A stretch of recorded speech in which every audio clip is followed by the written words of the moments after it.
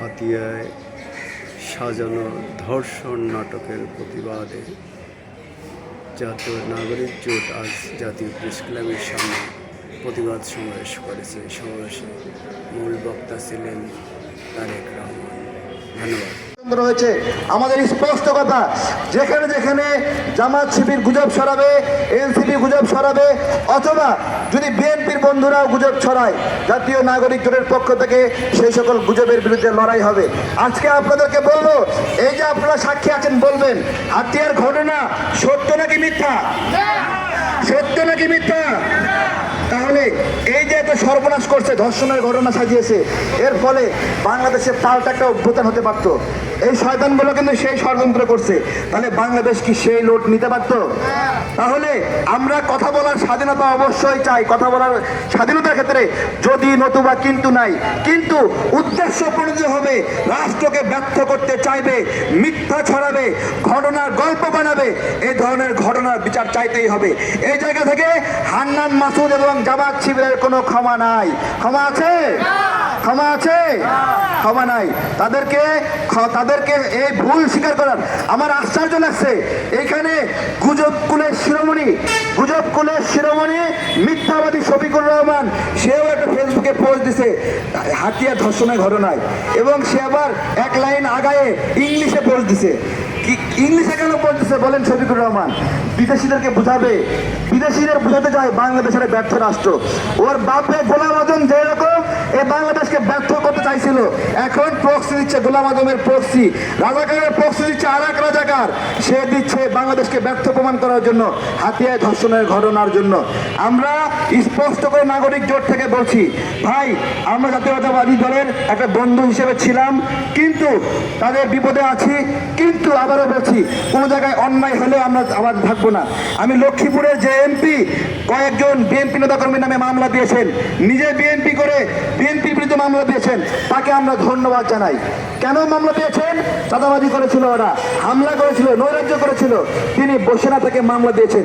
এরকম যদি বিভিন্ন জেলায় বিএনপি নেতাকর্মীরা করে, সেইখানে বিএনপি পন্থী এমপিরা যদি সেই নেতাকর্মীদের বিরুদ্ধে ব্যবস্থা না নেয়, তাহলে আমরা বলবো ওই বিএনপি নেতা চাঁদাবাজিতে জড়িত। আমরা লক্ষ্মীপুর থেকে শিখে বিএনপি নেতাদের আমরা শিখতে বলবো, আপনাদের এক ভাই নিজ নেতাকর্মী নামে মামলা দিয়েছে, আপনারা এখান থেকে শিক্ষা নিয়ে আপনাদের মধ্যে যদি কেউ অন্যায় করে, তাহলে আপনারা ব্যবস্থা নেবেন। যদি 5 বছর শান্তিতে থাকতে চান, তাহলে এইরকম লক্ষ্মীপুরের মতো আঙ্গুল সোজা করে থাকতে হবে। আর যদি বেকা করেন, তেরাবেরা করেন, জাতীয় নাগরিক জোট আপনাদের জন্য জম হিসেবে হাজির হবে ইনশাল্লাহ। ধন্যবাদ সবাইকে। হাতিয়ায় সাজানো ধর্ষণ নাটকের প্রতিবাদে জাতীয় নাগরিক জোট আজ জাতীয় প্রেস ক্লাবের সামনে প্রতিবাদ সমাবেশ করেছে। সমাবেশে মূল বক্তা ছিলেন তারেক রহমান। ধন্যবাদ। রয়েছে আমাদের স্পষ্ট কথা, যেখানে যেখানে জামাত শিবির গুজব ছড়াবে, এনসিপি গুজব ছড়াবে, অথবা যদি বিএনপির বন্ধুরাও গুজব ছড়ায়, জাতীয় নাগরিক জোটের পক্ষ থেকে সেই সকল গুজবের বিরুদ্ধে লড়াই হবে। আজকে আপনাদেরকে বলবো, এই যে আপনারা সাক্ষী আছেন, বলবেন হাতিয়ার ঘটনা সত্য নাকি মিথ্যা? সত্য নাকি মিথ্যা? তাহলে এই যে এত সর্বনাশ করছে, ধর্ষণের ঘটনা সাজিয়েছে, এর ফলে বাংলাদেশে পাল্টা একটা অভ্যুত্থান হতে পারতো। এই শয়তানগুলো কিন্তু সেই ষড়যন্ত্র করছে, তাহলে বাংলাদেশ কি সেই লোট নিতে পারতো? তাহলে আমরা কথা বলার স্বাধীনতা অবশ্যই চাই, কথা বলার স্বাধীনতার ক্ষেত্রে যদি নতুবা কিন্তু নাই, কিন্তু উদ্দেশ্য প্রণোদিত হবে, রাষ্ট্রকে ব্যর্থ করতে চাইবে, মিথ্যা ছড়াবে, ঘটনার গল্প বানাবে, এই ধরনের ঘটনার বিচার চাইতেই হবে। এই জায়গা থেকে হান্নান মাসুদ এবং জামাত শিবিরের কোনো ক্ষমা নাই। ক্ষমা আছে? ক্ষমা আছে? ক্ষমা নাই। তাদেরকে এই ভুল স্বীকার করার আমার আশ্চর্য লাগছে। এইখানে গুজব কুলের শিরোমণি মিথ্যাবাদী শফিকুর রহমান, সেও একটা ফেসবুকে পোস্ট দিছে হাতিয়া ধর্ষণের ঘটনায়, এবং সে আবার এক লাইন আগায়ে ইংলিশে পোস্ট দিছে। ইংলিশে কেন পড়তেছে বলেন শফিকুর রহমান? বিদেশিদেরকে বুঝাবে, বিদেশিদের বুঝাতে যায় বাংলাদেশের ব্যর্থ রাষ্ট্র। ওর বাপে গোলাম আজম যেরকম এই বাংলাদেশকে ব্যর্থ করতে চাইছিল। এখন প্রক্সি দিচ্ছে, গোলাম আজমের প্রক্সি, রাজাকারের প্রক্সি দিচ্ছে আর এক রাজাকার, সে দিচ্ছে বাংলাদেশকে ব্যর্থ প্রমাণ করার জন্য, হাতিয়ায় ধর্ষণের ঘটনার জন্য।